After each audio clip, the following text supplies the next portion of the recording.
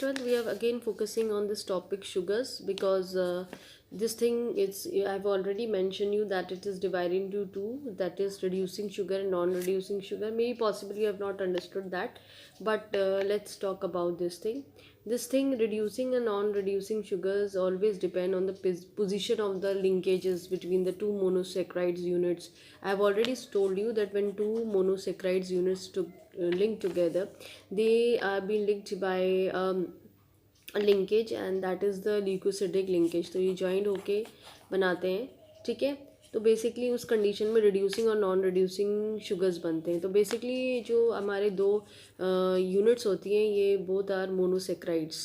ठीक है. Now I think you are clear up with the what are monosaccharides and disaccharides. तो ये दोनों यूनिट्स जो हैं मोनोसेक्राइड्स हैं आपकी. ठीक है. अब ये मोनोसेक्राइड्स जो लिंकेज यूनिट्स होती हैं they are link together and they are linked and they forms the disaccharides, and these disaccharides and these particular you can say disaccharides may be reducing or non reducing. ठीक है. तो इस तरह से हमें reducing non reducing sugar आता है. अब बेसिकली कैसे होता है, अब ये लिंकेज कौन सी है, तो basically this linkage is your glycosidic linkage. And let's talk about in more details. When suppose these two monosaccharides, when they are linked together, they are, they are forming the disaccharides. So when they form the reducing sugar and when they form the non-reducing, when the two monosaccharides units are linked together by their carbonyls groups. ठीक है. तो means इनमें जब ये दोनों linkup होंगी तो इसमें लिंकिंग इनकी जो होनी है वो कैसी होनी है, थ्रू कार्बोनाइल ग्रुप्स. ठीक है. तो कार्बोनाइल ग्रुप से जब ये अटैच्ड होते हैं तो उस कंडीशन में जो डाइसेक्राइड्स बनेंगे उनको हम क्या बोलते हैं, नॉन रिड्यूसिंग शुगर. ठीक है. अब दूसरी कंडीशन में तो ये होता है कि नॉन रिड्यूसिंग कैसे होगा, जब दो मोनोसेक्राइड यूनिट्स, सपोज करो यही दोनों मोनोसेक्राइड यूनिट्स है, अब ये दोनों जुड़ रही हैं और डाइसेक्राइड्स बना रही हैं. ठीक है.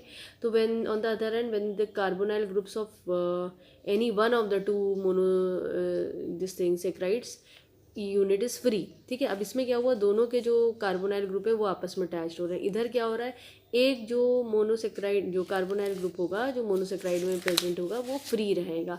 तो उस कंडीशन में जो डाइसेक्राइड बनेंगे वो कैसे होंगे आपके, वो रिड्यूसिंग होंगे. You are getting my point. So I am writing both things. ये वाली हम पहले देख लेते हैं. जब डाइसेक्राइड्स बन रहा है, जब दोनों मोनोसेक्राइड्स में जो कार्बोनाइल ग्रुप है वो आपस में जुड़ रहे हैं, तो उस कंडीशन में वो नॉन रिड्यूसिंग शुगर हो रहा है. ठीक है. जैसे एग्जाम्पल इसमें क्या है आपका, sucrose. So I am writing the definition also. The two monosaccharides, I'll write down.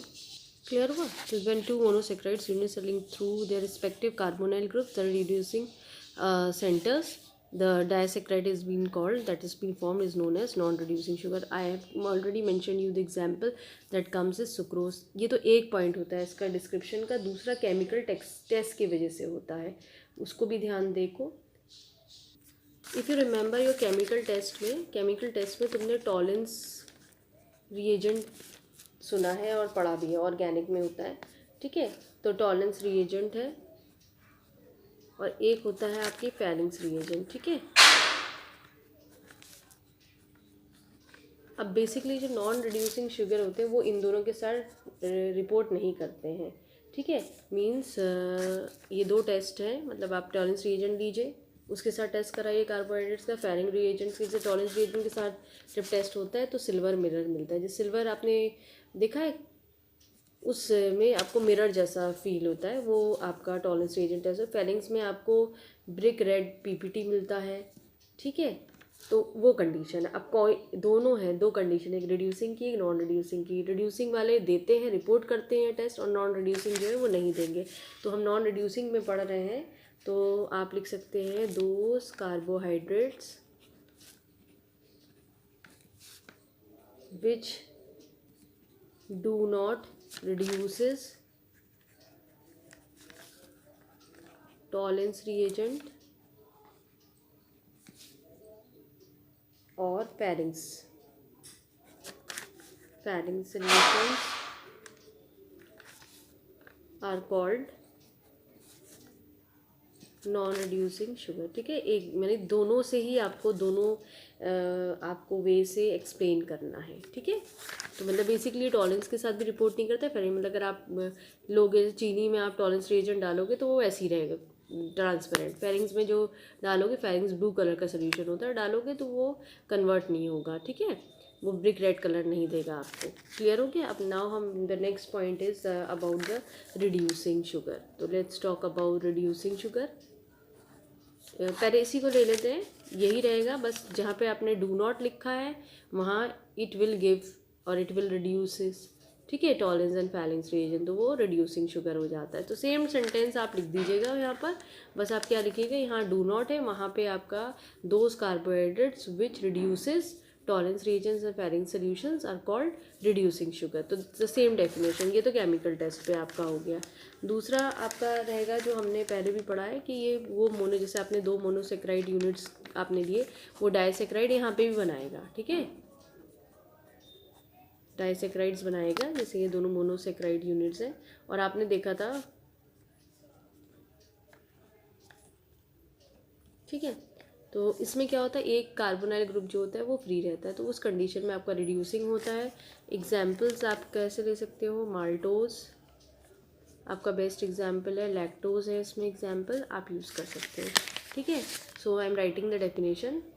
So whatever I have mentioned you just now, the entire thing on the reducing sugar I have written in a paragraph. If it comes in your examination, please write down this portion. और non saccharides में आप ये पीछे वाला portion लिखेंगे, ठीक है।